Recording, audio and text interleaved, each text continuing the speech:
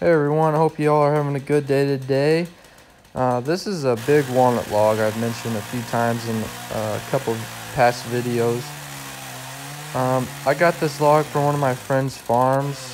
They have a big farm, and I was able to trade with them. Worked on their farm for a few weekends, brush hogging corn stalks and pulling the grain cart when they were harvesting corn, and I also brought them a few loads of hardwood scraps, mainly oak, that they use in their wood burning stove they heat their house with. And yeah, and then I got a load of walnut logs one weekend. I went over there and cut with them, and so yeah, it all worked out good. But this is the biggest log I've got from that load by far. It's about 42 inches on the butt end over where I'm standing close to. And then down on this lower side, it's about 34 inches across at the center. It's definitely the biggest walnut log I've ever cut. And the reason I didn't cut it is because the absolute widest board I can cut on the wood miser is 26 inches in between the two roller guides. And I really wanted to keep the live edge on both sides of this log since it was so big. I was tempted multiple times to cut it on there and just cut a straight edge on the one side, but thankfully I didn't do that. I knew I'd find something if I brought it somewhere that had a Chainsawmill or a big bandsaw that they could cut it. But now luckily I have the Chainsawmill now that I own, so I was able to cut it pretty easily. Like I said, I had the widest point on here was I forgot what it was, like 40, somewhere around 44, whatever it was on the base down there. And I'm able to cut about 55 inches, 55 inches with this Chainsawmill. So I could cut it pretty easily. And the only bad thing about this log was it did have a fence growing through it that I seen the big black staining on the end of the butt log there.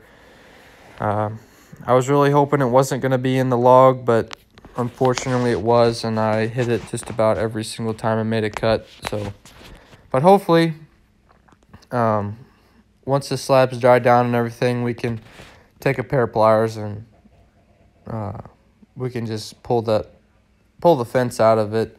It looked like it was pretty loose when I was looking at the slabs and everything, but hopefully we'll be able to pull them out. The only thing I don't know is the black staining in the log. I've never really had any experience with that.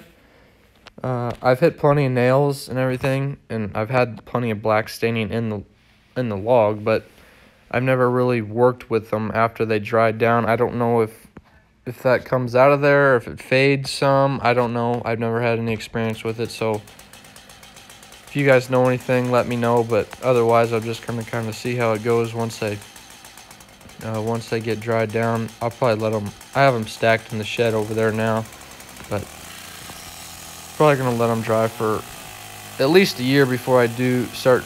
I don't know if I'm gonna sell them or keep them or what I'm gonna do with them yet, but it'll be at least a year before I probably unstack them and look at them again. But we'll just have to see how that goes. I was pretty impressed. The chain on the sawmill held up pretty good. It's a 404 chain on this mill with hitting that barbed wire fence every time. It held up pretty good. I think we sharpened it one time throughout this log.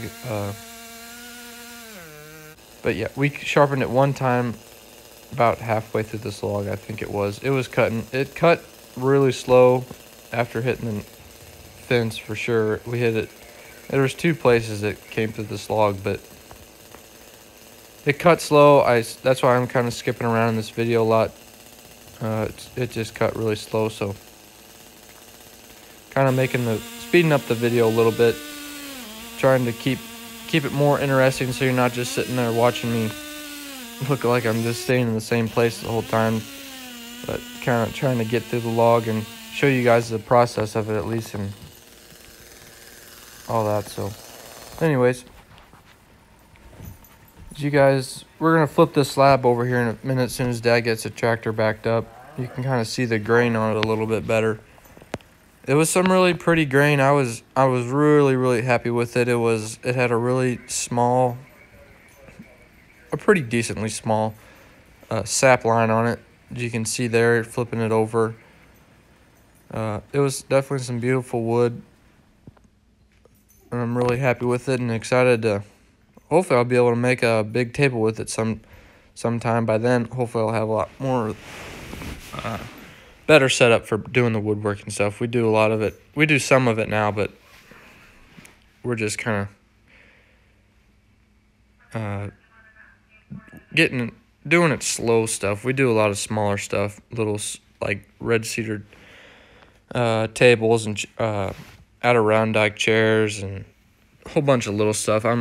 We haven't made walnut tables, like a big dining room table with them yet.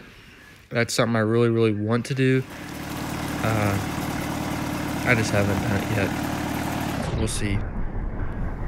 We just got heat in the shed over there this past week, so we'll be working down there a lot more throughout the winter. And gonna have probably a good amount of time off in the winter with the weather and everything with work, so that'll be all right. Hopefully I'll get to work down there quite a bit now, down in the shed making stuff. So hopefully we'll be able to make some cool stuff. I'll maybe put up a few videos of doing the woodworking stuff on here. But yeah, I hope you guys all liked the video. It was some beautiful wood. I'm excited to see what it's going to turn out once it gets dried down. And thank you all for watching. Thanks for all the likes and the comments and everything.